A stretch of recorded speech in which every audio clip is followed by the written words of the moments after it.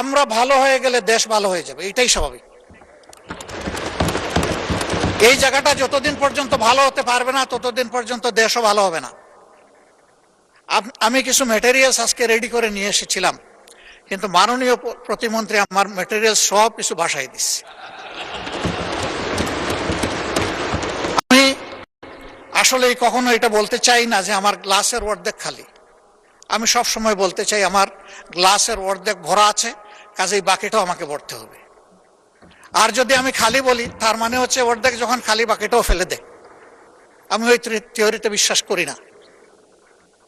আসেন আমরা পজিটিভ অ্যাটিটিউডে, সরকারি দল বিরোধী দল বড় কথা নয়, এই হাউস বড় কথা। এই হাউসকে নিয়ে মুভ করি, আমরা মনটা ওপেন করি।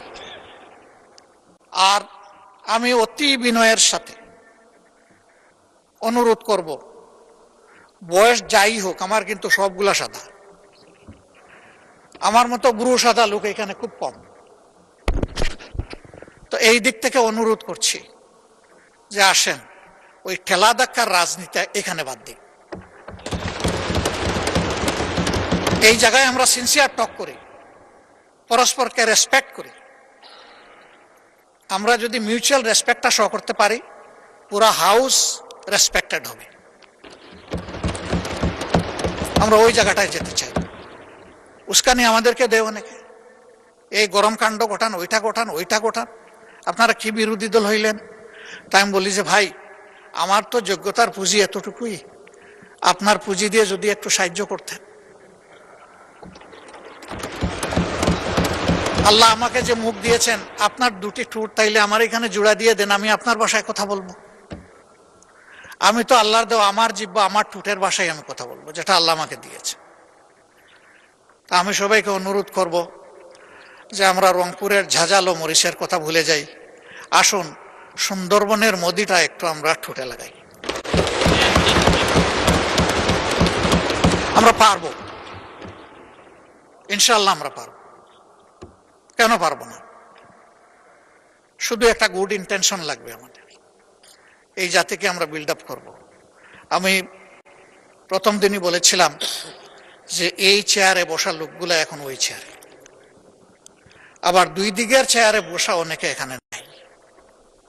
আমরা কোথায় থাকবো জানি না, আমাদের জেনারেশন থাকবে, আমাদের প্রিয় দেশ থাকবে। আসুন না একটা ভালো প্ল্যাটফর্ম দিয়ে যাই। এখন করতে পারি, এই জায়গায় পড়ে যেতে পারি। 19 জুলাই 2024 তো পড়ে গেছিলাম, 24 না 25-এ। সেই পড়া থেকে অনেকে উঠে আসে না।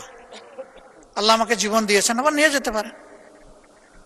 হয়তো সংসদ প্লাজায় কালকে আমার জন্য আপনাদের দাঁড়ানো লাগতে পারে, কিন্তু একটু শান্তি নিয়ে মরি, যে দেশের জন্য ভালো কিছু করে যেতে পারলাম সবাই মিলে।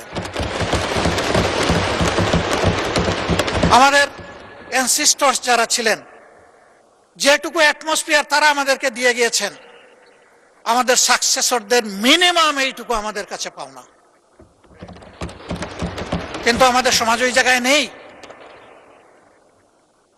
আমরা আমাদের বেজ লাইনে আগে যাই, তারপরে ইনশাল্লাহ হিমালয়ের চূড়ায় আমরা আস্তে আস্তে উঠবো। আমরা পারবো ইনশাল্লাহ, না পারার কোনো কারণ নেই। আমি স্পেসিফিক্যালি আমার কিছু। জি মাননীয় নেতা, আপনার বক্তব্য কন্টিনিউ করেন, সময় আরো বাড়িয়ে দেন 3 মিনিট দয়া করে। Thank you so much. আমি সরি, সময়ের দিকে খেয়াল করতে পারি না, এই জন্য আপনার কাছে মাপ চাচ্ছি। আমরা এই বিষয়টাকে টোটালি অ্যাড্রেস করার জন্য এবং একটা টোটাল সলিউশনের জন্য যদি সরকারি দল ফিল করেন যে আমরা একটা কমন কমিটি করব,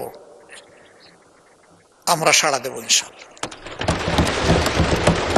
আমাদের কিছু প্রপোজাল আছে, আমরা আপনাদের হাতেই তুলে দেব, কারণ এক্সিকিউশন হবে আপনাদের মাধ্যমে। আমরা শুধু পরামর্শ দিয়ে সহযোগিতা করতে পারব, বাস্তবায়নটা করতে হবে সরকারকেই। ওখান থেকে সরকার যেটুকু মনে করে নিবে, যেটা মনে করবে যে এটা প্রযোজ্য না, ফেলে দিবে, অসুবিধা নেই। সেই ওপেন হার্ট নিয়ে আমরা বসতে চাই। এরকম কোনো শর্ত নেই যে যা পরামর্শ দিব তাই মানতে হবে। যদি পরামর্শ এইরকমই হয়ে যায়, এটার পরামর্শ থাকে না, এটা ডিকটেশন হয়ে যায়। আমরা ওই ডিকটেশনও পছন্দ করব না। কিন্তু আমাদের কোনো সিনসিয়ার সাবমিশন এটা যেন ডিজোন না হয়, এইটুকু আমরা প্রত্যাশা করি, for the sake of the country and nation. সবাইকে অনেক ধন্যবাদ আমাকে বাড়তি সময় দেওয়ার জন্য। একটু ফিরত দিয়ে বিদায় নিলাম। আসসালামু আলাইকুম রহমতুল্লাহ। জি ওয়ালাইকুম আসসালাম। ধন্যবাদ মাননীয় বিরোধী দলীয় নেতা।